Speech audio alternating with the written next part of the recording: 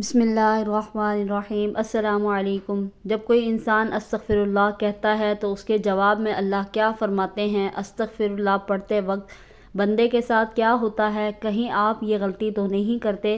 تو حضرت محمد صلی اللہ علیہ وسلم نے فرمایا، فرمان مصطفیٰ صلی اللہ علیہ وسلم ہے، خدا کی قسم میں دن میں 70 سے زیادہ مرتبہ اللہ سے استغفار کرتا ہوں اور اس کی بارگاہ میں توبہ کرتا ہوں۔ بہت سارے لوگوں کی زبان پر استغفر اللہ کے الفاظ ہوا کرتے ہیں۔ کوئی غلط بات ہوئی تو انہوں نے استغفر اللہ پڑھا تو لوگ استغفر اللہ کہنے کے عادی ہو جاتے ہیں۔ استغفر اللہ کا مطلب ہے کہ اے اللہ تو ہمیں بخش دے۔ صرف استغفر اللہ کہہ دینے سے آپ کی توبہ قبول نہیں ہوتی، کیونکہ استغفر اللہ عام طور سے جو لوگ بولتے ہیں وہ ان کی زبان پر رٹے ہوئے الفاظ ہیں، تو بس وہ استغفر اللہ ان کی عادت میں ہے۔ تو عادت میں ہونے کی وجہ سے اگر کوئی انسان استغفر اللہ بول رہا ہے تو اس سے اس گناہ کی بخشش نہیں ہوگی۔ آپ صلی اللہ علیہ وسلم نے فرمایا، گناہوں پہ شرمندہ ہونا توبہ ہے، اور جب کوئی انسان اللہ کی بارگاہ میں توبہ کرتا ہے تو اللہ تعالیٰ 7ویں آسمان سے پہلے آسمان پر آ کر ایک خاص نگاہ ڈالتے ہیں، ایک توجہ فرماتا ہے اور بندے سے کہتا ہے، میرے بندے آؤ، میں کب سے تیرے انتظار میں تھا، لوٹ آؤ اپنے رب کی مرضی کی طرف، لوٹ آؤ اپنے رب کی مغفرت کی طرف۔ ایک جگہ اللہ فرماتا ہے، اے لوگو، ایسی جنت کی طرف دوڑو جس کی چوڑائی اور لمبائی آسمان اور زمین کے برابر ہے، اور اپنے رب کی مغفرت کی طرف دوڑو۔ تو اس لیے جب کوئی بندہ اللہ تعالیٰ کے سامنے توبہ کرتا ہے یا استغفر اللہ پڑھتا ہے تو اللہ تعالیٰ 70 مرتبہ جواب میں اس کو لبیک کہتے ہیں۔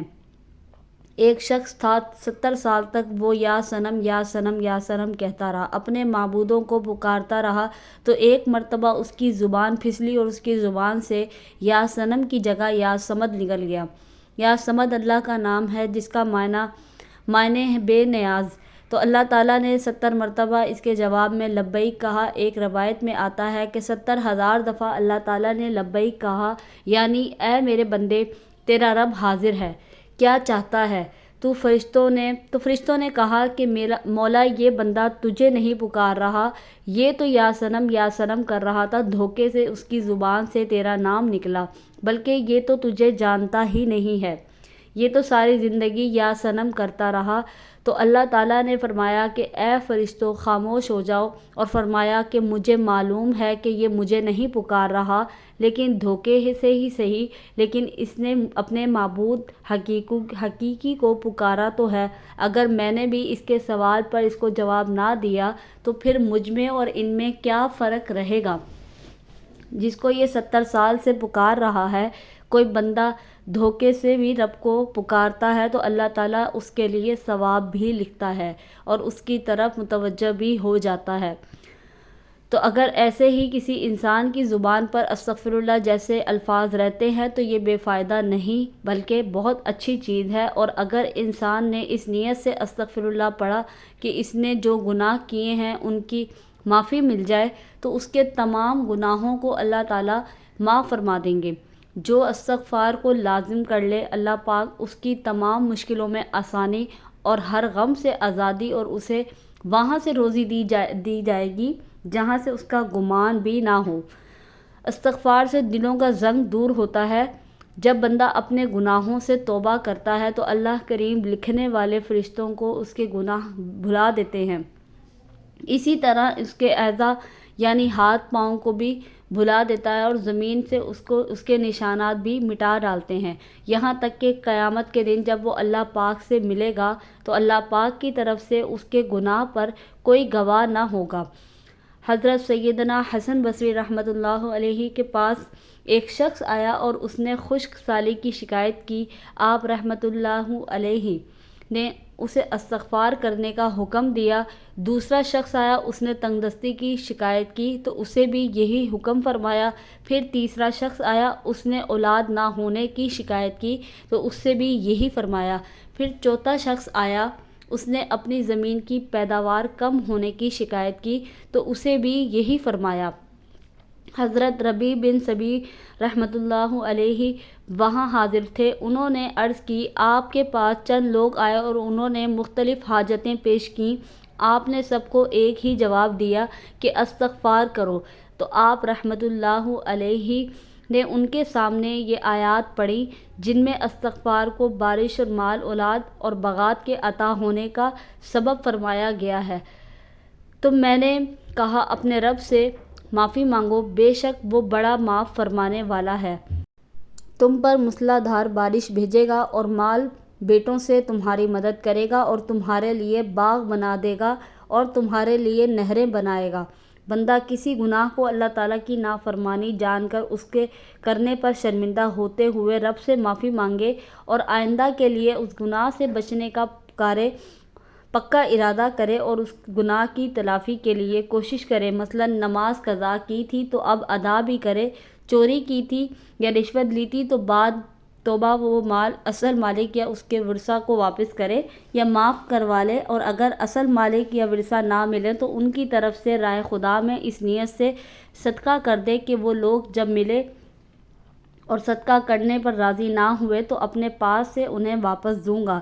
توبہ استغفار کی تمام تر اہمیت اور فضائل کے باوجود بعض بد نصیب نفس اور شیطان کے بہکاوے میں آ کر توبہ استغفار کرنے میں ٹال مٹول سے کام لیتے ہیں۔ توبہ کا موقع ملنا بھی بہت بڑی سعادت کی بات ہے۔ بہت سے لوگوں کو توبہ کا موقع بھی نہیں ملتا اور وہ بغیر توبہ کیے اس دار فانی سے چلے جاتے ہیں۔ موت کا کوئی بھروسہ نہیں، اس لیے ہمیں بھی بکثرت توبہ استغفار کرنی چاہیے۔ قرآن مجید میں ارشاد باری تعالیٰ ہے کہ اللہ استغفار کرنے والوں پر رحم کی بارش کرتا ہے اور ان کی طاقت میں اضافہ فرماتا ہے۔ اللہ رب العزت قرآن مجید میں ایک جگہ فرماتے ہیں کہ میں اور نوح علیہ السلام نے اپنی قوم سے کہا، اپنے رب سے اپنے گناہوں کو بخشواؤ اور معافی مانگو، وہ یقیناً بڑا بخشنے والا ہے۔ وہ تم پر آسمان کو خوب برساتا ہوا چھوڑ دے گا اور تمہیں خوب پہ در پہ مال اور اولاد میں ترقی دے گا اور تمہیں باغات دے گا اور تمہارے لیے نہریں نکال دے گا۔ استغفر اللہ کی خوشنودی کا سب سے بڑا ذریعہ ہے کہ ایک حدیث مبارکہ ہے، اللہ پاک توبہ کرنے والے بندے سے اس شخص سے بھی زیادہ خوش ہوتے ہیں جس نے اپنا گم شدہ اونٹ پا لیا ہو۔ ہم لوگوں کو ہر وقت استغفر اللہ کہنے کی عادت ڈالنی چاہیے۔ اس کے علاوہ ہمیں چاہیے کہ ہم ہر وقت اللہ کا ذکر کریں۔ اللہ کی یاد سب سے بڑی چیز ہے۔ آپ صلی اللہ علیہ وسلم نے فرمایا کہ اٹھتے بیٹھتے چلتے پھرتے اللہ کا ذکر کیا کرو۔ جو لوگ اللہ کا ذکر کرتے ہیں وہ زندہ ہیں، جو اللہ کا ذکر نہیں کرتے وہ مردہ ہیں بلکہ مردار ہیں۔ ہماری زبان ہر وقت اللہ کی یاد سے تر رہنی چاہیے، اور جب بندہ اللہ کا ذکر کرتا ہے تو شیطان چونکہ انسان کے دل پر اپنے پنجوں کو ہر وقت بٹھائے رکھتا ہے، جب بندہ اللہ کا ذکر کرتا ہے تو پھر وہ اپنے پنجوں کو ہٹا لیتا ہے، اور جب وہ بندہ ذکر کرنا بند کر دیتا ہے تو وہ پھر اپنے پنجوں کو بندے کے دل پہ رکھ لیتا ہے۔ تو اس لیے ہر وقت ہمیں اللہ کا ذکر کرنا چاہیے، درود پاک کی کثرت کرنی چاہیے، استغفر اللہ اور ہر ذکر کرنے والے الفاظ کو اپنی زبان پہ رکھنا چاہیے۔ اللہ پاک سے دعا ہے کہ ہمیں گناہوں سے بچنے اور سچی توبہ کی توفیق عطا فرمائے، آمین۔ ناظرین، کمنٹ باکس میں اللہ تعالیٰ کے 99 ناموں میں سے ایک نام ضرور ٹائپ کریں، شکریہ۔ اسلامک واقعات، اسلامک ویڈیوز اور ایسی ہی ویڈیوز کے لیے ہمارے چینل کو سبسکرائب کر لیں، بیل نوٹیفیکیشن کو آل کر لیں تاکہ آپ کو آنے والی ہر ویڈیو مل سکے۔ شکریہ مجھے سننے کا۔ اللہ حافظ۔